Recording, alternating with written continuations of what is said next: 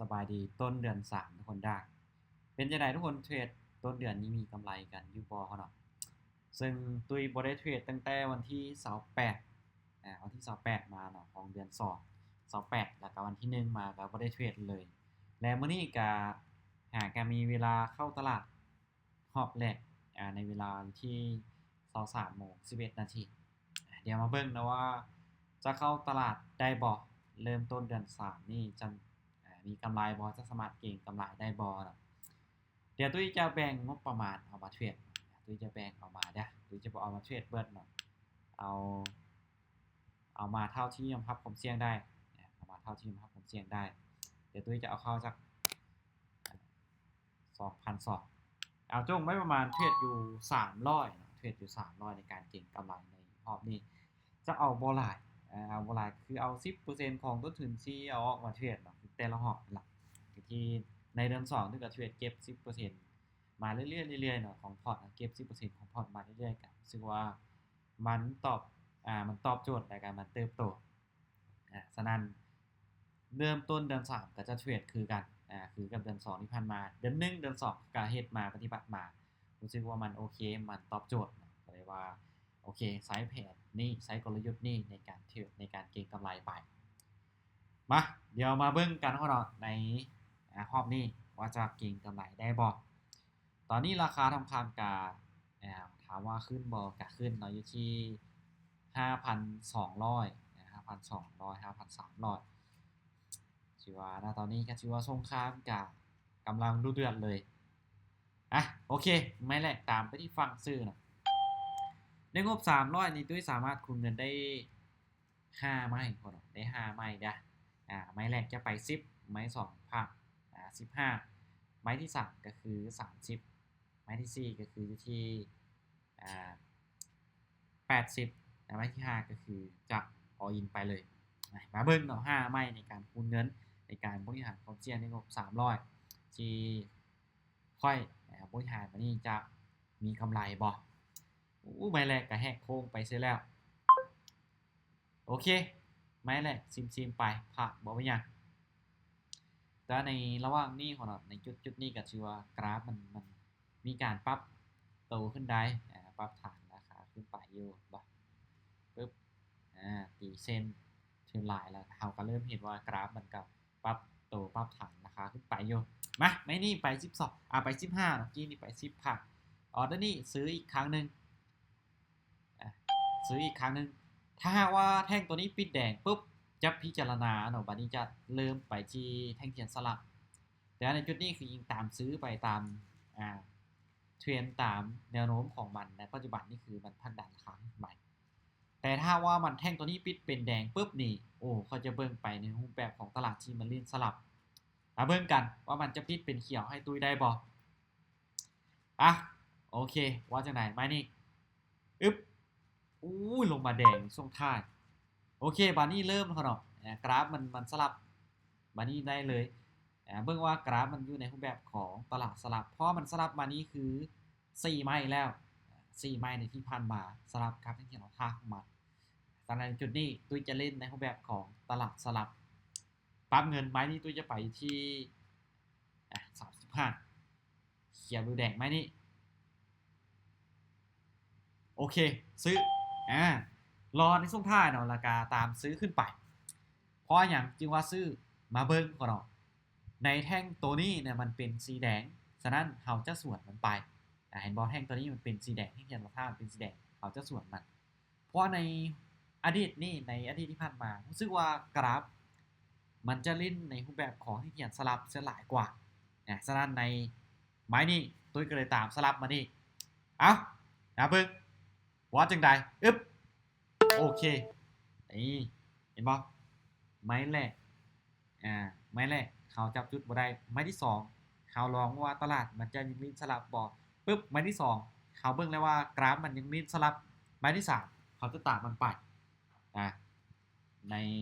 กลยุทธ์ในการเทรดและก็วิธีในการสังเกตเบิ่งตลาดโอเคไม้นี้ถ้าว่าเป็นเขียวโอเคเขียวแดงขายปึ๊บโอเคทันพ่อเนาะคิดว่าในแท่งตัวนี้มันจะปิดเป็นแดงซะแล้ว แต่ว่ามันเป็นเขียวน้อยอยู่ก็ถือว่าไปตามตลาดสลับอยู่ในจุดนี้ไปตามตลาดสลับอยู่ในจุดนี้ก็ถือว่าโอเคโอกาสถ้าหากว่ามันลิ้นสลับอยู่ในโซนนี้โอกาสที่จะวินนี่มีสูงเลยโอกาสที่จะวินนี่มีสูงเลย 80% ในจุดนี้ตุยกาการันตีเลยถามว่ามันเป็นคือที่ผ่านมาของมันโอเคสวยนี่ได้มาแล้ว17ดอทยังเหลืออีกประมาณ2ออเดอร์มาเดี๋ยวไปกันต่อมาสังเกตตลาดกันต่อในจุดนี้ว่ากราฟมันจะเป็นจังใดโอเคถ้าว่ามันยังเล่นในเริ่มจะยังเลือกตามสลับคือเก้าทอนได้ในจุดนี้ถึงแม้เราจะมีเหตุขายเข้ามาหลายก็ตามไปที่ฟังซื้อตามไปที่ฟังซื้อคือเก้าเนาะจะยังเลือกรูปแบบของตลาดสลับอยู่พอตัวจะตีคร่าวๆนับตั้งแต่จุดนี้มามันสลับกันมามีหลายแห่งเนาะมันสลับกันมามีหลายออเดอร์แห่งเดี๋ยวตัวจะมานับให้ทุกคนเบิ่งแบบคร่าวๆแล้วก็ชัดเจนมันเริ่มมา1แท่งนี้เริ่มสลับมา2แล้วแล้วก็มาตัวนี้3 4 5แท่งนี้6ออเดอร์7ออเดอร์ที่มันสลับกันมาในโซนนี้เห็นบ่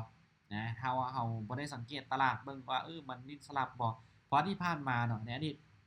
ที่ผ่านมา2ไม้ใน2ไม้แรกที่ตัวยังจับจุดตลาดอยู่จับจุดมันบ่ได้แต่ว่าเริ่มมาวินในช่วงนี้เพราะว่าเริ่มจะจับจุดตลาดได้แล้วเบิ่งทางแท่งตัวนี้เป็นแดงปุ๊บตามไปที่ฝั่งซื้อยังลิ้นสลับคือเก่าเนาะลิ้นสลับคือเก่ามาเดี๋ยวมาเบิ่งนำกันเดี๋ยวเบิ่งกันว่ามันยังลิ้นสลับบ่มันสลับมาหลายไม้มันก็มีโอกาสที่จะเปลี่ยนหรือว่าออกจากรูปแบบตลาดสลับ1ไม้หรือ2ไม้จะกลับมาอีกคือเก่านะมาเบิ่งนำกันไม้นี้ก็ชื่อว่าตามไปที่ฝั่งซื้อโดยตามซื้อไปแต่มาเบิ่งว่าจะดันราคาขึ้นไปได้บ่อึ๊บโอเคสลับมา7ไม้นี้บ่ได้พ่อเนาะโอเคบ่ได้ก็บ่เป็นหยังปรับเงินไปกันต่อออเดอร์นี้จะไปที่15ถือว่ามันเปลี่ยนแปลงเพียงแต่ออเดอร์นี้เขาเนาะตัวจะยังเลือกไปตามอดีตของมันคือเก่ามันเปลี่ยนเพียงแต่ไม้นี้สลับมา7ไม้แล้วมาเปลี่ยนแปลงในไม้นี้ไม่เดียวกันยังมีโอกาสที่จะกลับมาสลับอยู่คือเก่าอีกครั้งนึงโอเคไม้นี้ไปที่ฝั่งซื้อจัดไปอีกครั้งนึงซื้ออีกคนเนาะเพราะว่าคือโดยประสบการณ์คนเนาะโดยประสบการณ์แล้วเวลาที่ตลาดมันสลับกันมาหลายๆแทงแล้วมันเปลี่ยนพฤติกรรม1ออเดอร์มันจะกลับมาเป็นคือกับที่ผ่านมาของมันคือกับอดีตบ่ในอดีตมันสลับมันมาเปลี่ยนแปลงพฤติกรรมในแท่งตัวนี้มันจะกลับมาสลับเนื้อส่วนสีที่เขียนในแท่งก่อนหน้านี้อีกมาเบิ่งว่าแห่งขายหลายแท้ปาดโอเคชื่อว่าแห่งขายเริ่มเข้ามาแล้วมันเปลี่ยน2ออเดอร์ติดกันเลยมาเดี๋ยวมาเบิ่งในไม้นี่ออเดอร์จะไปที่35โอเคมาแห่งขายเริ่มเข้ามาหลายพ่อเนาะแห่งขายเริ่มเข้ามาหลายแล้วออเดอร์นี่ตามไปที่ฟังขายตามไปที่ฟังขายคือเนาะมาเบิ่งว่าในบริเวณนี้ในจุดนี้ตัวจะมาให้คนเบิ่งปึ๊บในค่านี้มาทุกคนสังเกตบ่4แท่งแดงเนี่ยก่อนหน้านี้ชัวร์เป็นแท่งขายที่เขาจะเข้ามาหลาย4แท่งแดงก่อนหน้านี้บ่ชัวร์เริ่มเห็นว่ากราฟมันเริ่มจะเปลี่ยนแปลงพฤติกรรมและมีแห่งขายที่เข้ามาหลายในโซนนี้ฉะนั้นตุ้ยกันเลยว่าพิจารณาในจุดนี้ไปที่ฟังค่ะโอเคก็ชัวร์ได้มาแล้วเนาะงามๆได้มาตามเป้าถึงแม้ว่าอาจจะบ่วินทุกไม้แต่กำไรมาตามเป้าก็คือ35อยู่ที่เทรดเก็บพร้อมแล้วเนาะสำหรับด้วยเมื่อใดที่มีเวลาเข้าตลาดหลายรอบอาจจะได้กำไรหลายเมื่อใดที่มีเวลาเข้าตลาดน้อยก็อาจจะได้กำไรน้อยตามงบที่ยอมรับความเสี่ยงได้แล้วก็เก็บกำไรเอา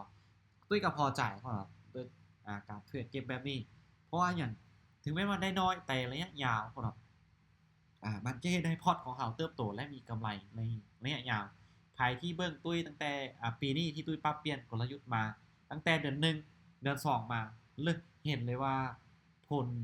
ตอบแทนหรือว่าผลกำไรนี่นะมันเติบโตหลายน้อยสักแบบหรือว่ามันมีกำไรบอสรุปมาแล้วนะตุ้ยรู้สึกว่าฮิตแบบนี้มันมีกำไรเมื่อไหร่ที่เข้าตลาด1รอบมีเวลาเข้าตลาด1รอบก็เข้ารอบเดียวเข้าตลาดรอบเดียวแล้วก็เก็บกำไร 10% ของต้นทุนที่ยอมรับความเสี่ยงได้คือมันนี่ตัวเอางบมา300ตัวยอมรับความเสี่ยงได้ที่300ตัวก็เก็บกำไร 10% ของต้นทุนก็ถือว่าได้ก็ถือว่าได้เนาะแบบนี้จะลดพรความเสี่ยงของเขาเนี่ยคนเขาจะลงได้ดีเลยโอเคทุกคนเนาะก่อนอื่นก่อนที่จะจบคลิปนี้ตัวก็ขอฝากทุกคนคือเก่าเนาะว่าการเทรดอาจจะไม่ได้เหมาะสำหรับทุกคนการเทรดอาจจะไม่ได้เหมาะสำหรับทุกคนฉะนั้นทุกคนก็ต้องศึกษาและพิจารณาตัวเองเบิ่งนะว่าเขาอยากจะเข้ามาศึกษาทางด้านการเทรดนี้เขามักฮักทางด้านการเทรดแท้บอเขามักฮักในการศึกษาหาความรู้บอเนาะเพราะว่าในการเทรดนี้แน่นอนว่ามันอาจจะให้ผลตอบแทนที่สูงแต่อย่าลืมว่าความเสี่ยงมันก็สูงเช่นกันฉะนั้นทุกคนก็ต้องได้ศึกษาเบิ่งนะว่าผลตอบแทนและความเสี่ยงมันมีแบบใดก่อนที่คนจะตัดสินใจเอาเงินของคนเนี่ยเข้ามาเก็งกำไรในตลาดโอเคสำหรับคลิปนี้บายบายคนได้เดี๋ยวพบกันใหม่ในคลิปต่อไปได้สำหรับคลิปนี้บายบายทุกคน